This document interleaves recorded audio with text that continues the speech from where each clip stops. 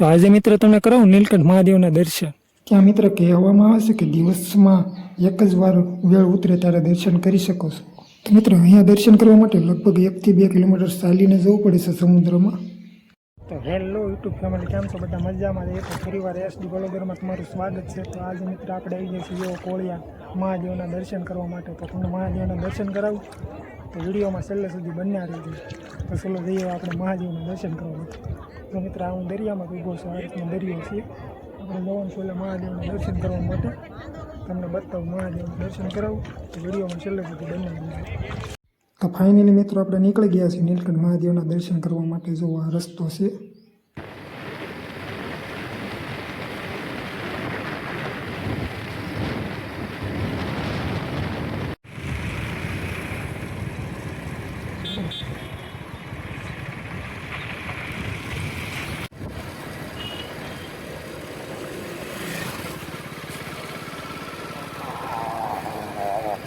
ગાડી બેઠા હો એક બસ તો આવ્યા પડી.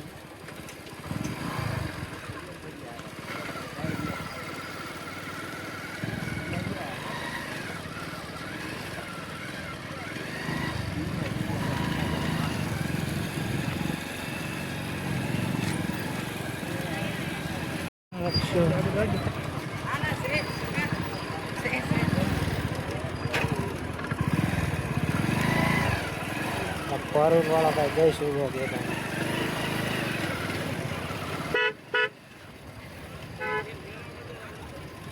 મારા આપવું તે રેડે દરિયા હું તો જઈશ.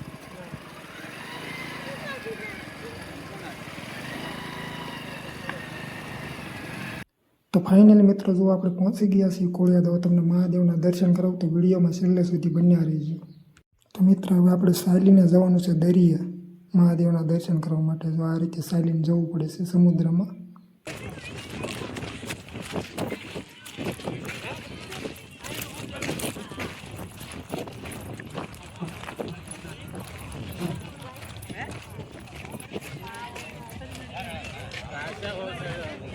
મિત્ર આ રીતે કેળો છે. મહાદેવના દર્શન કરવા માટે જવા માટે આ રીતે કેળો છે. જોઈ રહ્યા છો.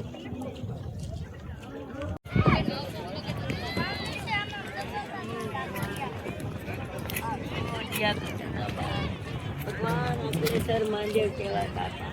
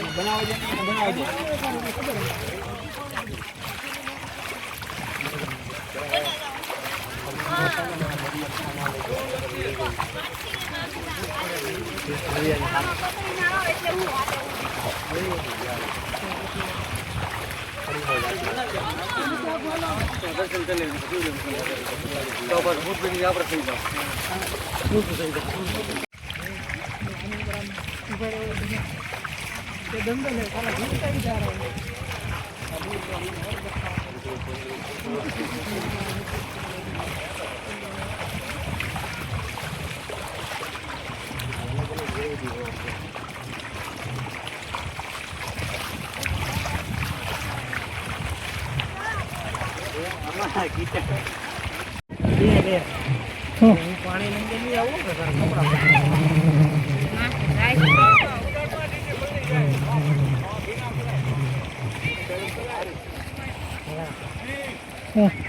અંદર નહીં આવું છે. અરે એમ થોડું હાલે.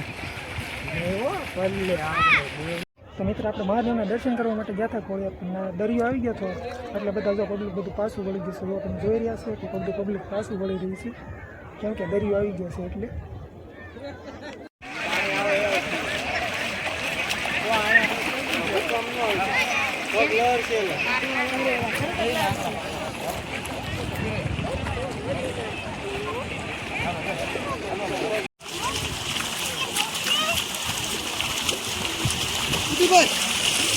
બાવાના ફોન કરો તો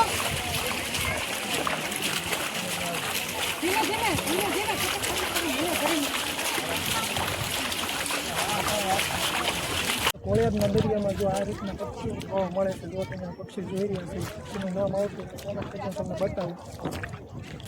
જો મિત્ર આ રીતના નકરા બગલા છે. જો એક તારા ઉડે છે. જો કેટલા બધા છે. મસ્તકના છે. તમને બતાવું. જો ઝૂમ કરી જો કેટલા બધા છે.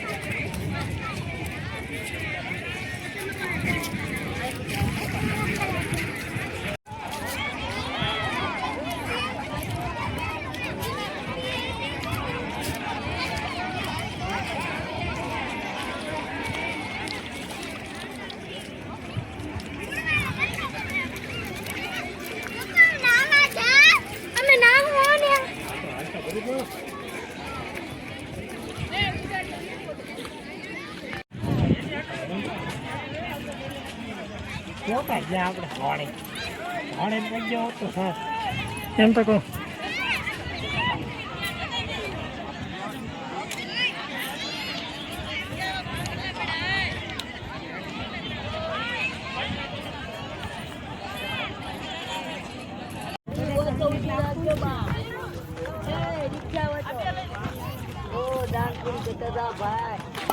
ભગવાન તમારું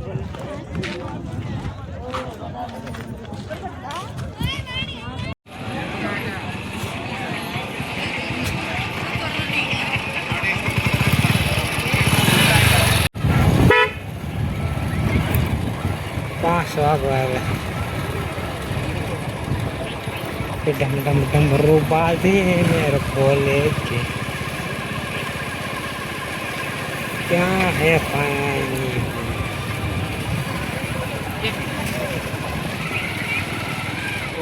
सकल